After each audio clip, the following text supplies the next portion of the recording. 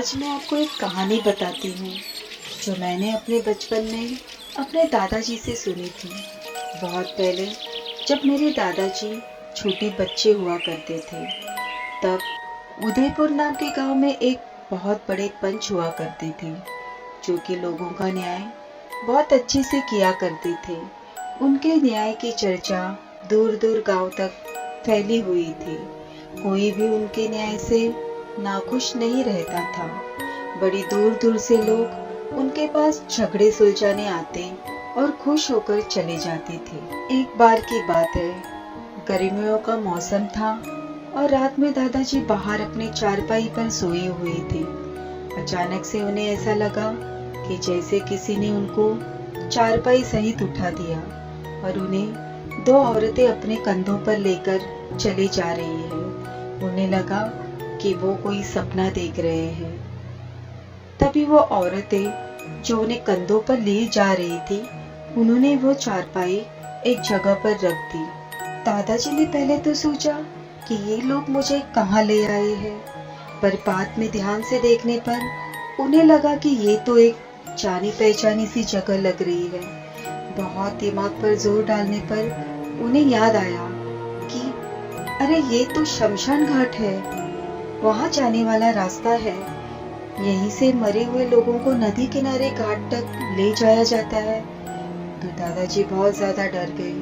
डर के मारे उनके मुंह से आवाज भी नहीं निकल रही थी। जब उन लोगों ने देखा तो वो बोले, आप डरिए मत, हम आपका कुछ नहीं बिगाड़ेंगे, हमें सिर्फ आपकी मदद चाहिए।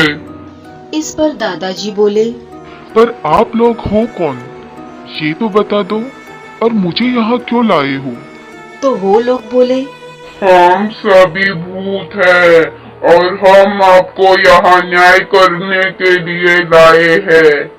अब तो दादाजी की रही सही हिम्मत भी जवाब दे गई। उन्हें लगा कि अभी उनका दिल धड़कना बंद हो जाएगा। भूतों ने उनसे हाथ जोड़कर कहा, देखिए, हम यहाँ आपको नुकसान पहुँचाने के लिए नहीं लाए हैं, हम तो आपको अपना न्याय करवाने लाए हैं। दरअसल हमारे बीच में झगड़ा हो गया है और बात किसी भी तरह से सुलझ नहीं रही है। फिर किसी भूत ने हमें बताया कि उदयपुर गांव में एक पंच रहता है जो लोगों के झगड़ों का सही सही निर्णय करता है।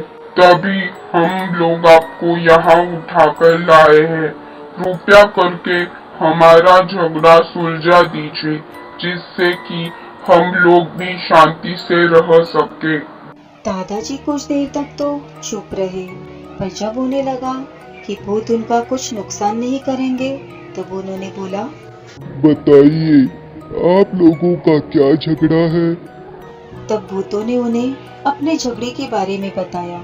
दादाजी ने शांत दिमाग से सोचा और उसका सही सही न्याय कर दिया। उनके न्याय से सभी भूत खुश हुए। वो बोले, आपने हमारी बहुत मदद की है। चलिए, हम आपको जहाँ से लाए हैं वही छोड़ देते हैं। फिर ऐसा कहकर दो भूतों ने फिर उनकी चारपाई पकड़ी, दादाजी को उनके गांव छोड़कर आ गए। सुबह जब दादाजी उठे तो उन्होंने दादी से कहा, अजी सुनती हो? क्या हुआ? अरे कल रात मैंने एक बहुत ही डरावना सपना देखा।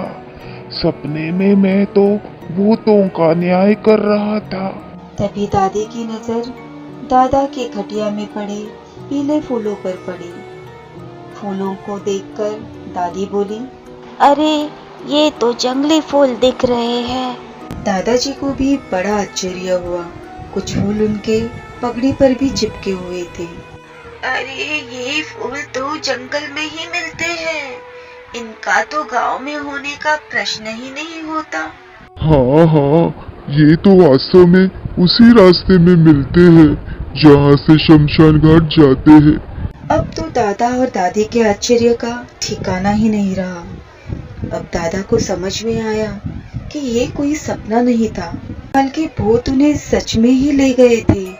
और इसका सबूत उनके चारपाई में पड़े हुए पीले जंगली फूल थे। दादाजी को तो पसीना ही आ गया और दादी बेचारी हक्की बक्की रह गई। गांव में जिसने भी ये कहानी सुनी, सबने अपने दांतों तले उंगलियां दबा दी। इस प्रकार से वो दादाजी भूतों के भी पंच बन गए।